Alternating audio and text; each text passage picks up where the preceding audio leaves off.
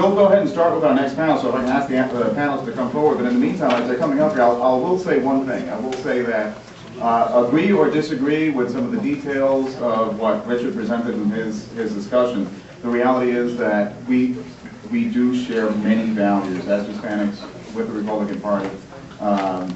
The fact that the immigration debate has been handled in such a way that the rhetoric and the tone and the tenor has gotten away from us is something that we do need to deal with.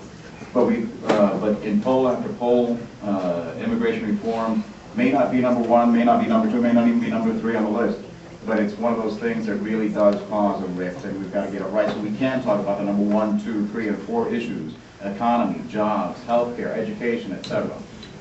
So fortunately, we've got a great panel here with us to discuss some of those things. We are very honored to have the following great panelists with us today. From your right to your left would be former Secretary of Commerce, Carlos Gutierrez.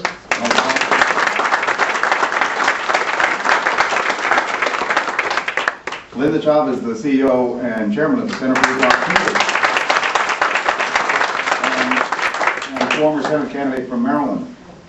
Next to Linda is my dear friend, former Senator and Governor of the great Commonwealth of Virginia, Mr. George Allen.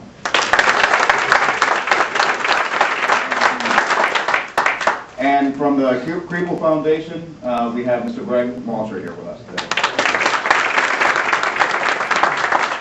What I'd like to do is to give each panelist a couple of minutes to talk about those things that they care about deeply, those items that really do resonate within among the Hispanic community, those issues that really are of principal importance: business, education, the economy, jobs, healthcare, national defense, those types of things that we do need to be able to point to a common ground that we do share. So, Secretary Gutierrez. Thank you, Danny. It's a pleasure to be here with you. I'll make some very brief comments, and hopefully we'll get a good discussion going. I think that nothing highlights the difference between Democrats and Republicans more than the most recent stimulus package that was just passed. Beyond the immediate effect and beyond whether you agree with what's in it or not, it's what does this mean for the country 10 years from now? And we know that a big part of the spending is not temporary. We know that we are heading toward a model closer to the European Union. Those are the facts. That's what the numbers suggest. And I'll tell you, I would not trade our numbers for the European Union if you go back 10 or 15 years.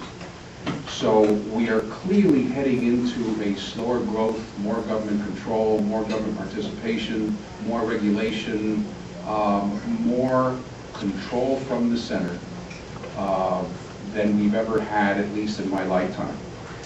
And what that means for inflation, for interest rates, for the size of government, for taxes, is something that I don't think we can see today. But with a 10% deficit, the highest of the G7 countries, incredible, twice the size of our defense spending. I mean, you could use a lot of comparisons. It's huge. Something is going to have to change, and I'll tell you what worries me is that the tax policy change in a way that is almost permanent. That could take another 15, 20 years until a Republican gets back to the White House to finally start unraveling what has begun. The thing that bothers me the most, that worries me the most, that concerns me the most about that stimulus package is the insignificant role of small businesses. Think about that. Small businesses represent 70% of all new jobs. This is all about creating jobs. 50% of all new jobs are created by companies less than 5 years old. So if this is a job creation bill, what happened to small business? Why isn't small business part of it? Is it that there isn't a recognition that business creates jobs? For Hispanic Americans, that should be a big make or break issue, because Hispanics open up businesses at a faster rate than anyone else at a national level. And Hispanic businesses are growing faster than businesses at national level. So the fact that businesses aren't getting help should be a huge concern for Hispanic Americans. This is why I believe we should be the party that recognizes the benefits of immigration. We should be the party of prosperity. And we should focus on that in a very single-minded way.